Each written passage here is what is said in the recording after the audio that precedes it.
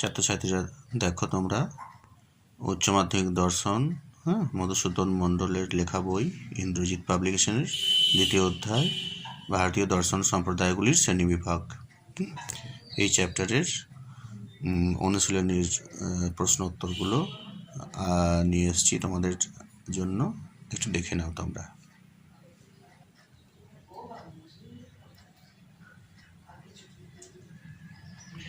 ভারতীয় দর্শনের বিভাগ হলো দুটি।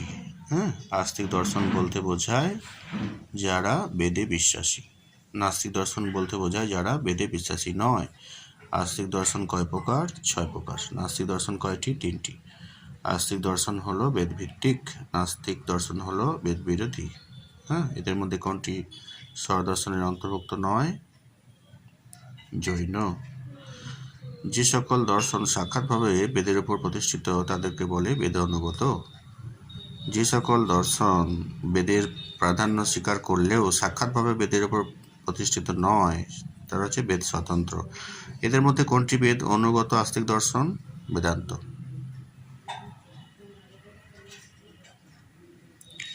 এদের মধ্যে কোনটি বেদ স্বতন্ত্র আস্তিক দর্শন? বৈশেষিক। কোন দর্শন সম্প্রদায়টি আস্তিক দর্শন নয়? জৈন। ঈশ্বরে বিশ্বাস করে না কিন্তু বেদে বিশ্বাসী আস্তিক দর্শনের সংখ্যা কয়টি? 2টি, সাংখ্য আর মীমাংসা। দেখো পাশে লিখে দিয়েছি। ঈশ্বর ও বেদে অস্তিত্ব বিশ্বাসী আস্তিক দর্শনের সংখ্যা কয়টি? 4টি। এদের মধ্যে নিরীশ্বরবাদী আস্তিক দর্শন কোনটি? সাংখ্য। নাস্তিক দর্শন কিসের অস্তিত্ব বিশ্বাস করে না? বেদের। কোন ভারতীয় দর্শন ঈশ্বরের অস্তিত্ব স্বীকার করেও আস্তিক দর্শন নামে পরিচিত? মীমাংসা। কোন আস্তিক দর্শন বেদ বিশ্বাসী হয়েও সাক্ষাৎভাবে বেদের উপর প্রতিষ্ঠিত নয়? সাংখ্য। একটি বেদ বিরোধী দর্শন হলো বৌদ্ধ। যারা বেদকে অপরুষীয় ও অভ্রান্ত বলে মনে করেন তাদের বলা হয় এই যে আস্তিক, এটা হবে। এদের মধ্যে বেদ অনুগত দর্শন কোনটি? মীমাংসা। এদের মধ্যে কোনটিকে বেদ স্বতন্ত্র দর্শন বলা যাবে? নেই। বেদ বাহ্য বলতে এই যে অপশন সি। আস্তিক ও নাস্তিক সম্প্রদায়ের ভেদাভেদের ভিত্তি কি? বেদের প্রামাণ্যে বিশ্বাস। বেদ শব্দটির অর্থ কি? দেশ কালোত্তীর্ণ জ্ঞান। বেদের অপর নাম কি? শ্রুতি। বেদের অংশ পরপর তোমার কোশ্চেনগুলো দেখে নাও।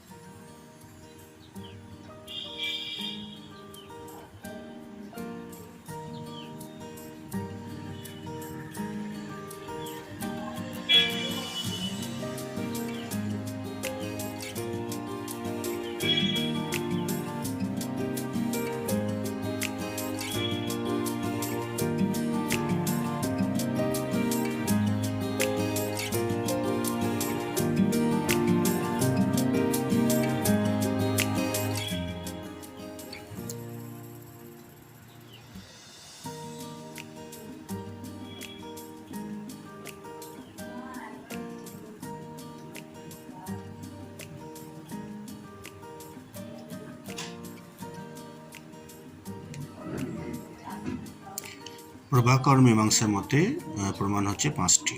তারপর দেখো ভাট্ট মীমাংসা 6টি।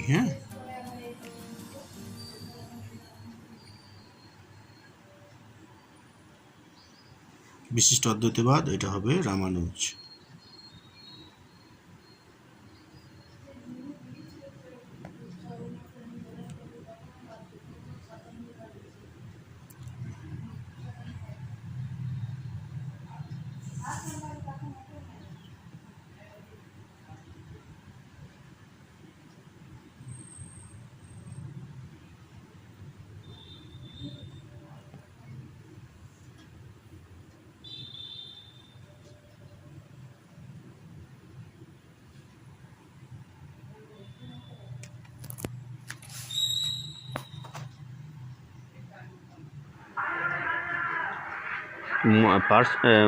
মহাবীর ছিলেন জৈনদের শেষ তীর্থঙ্কর।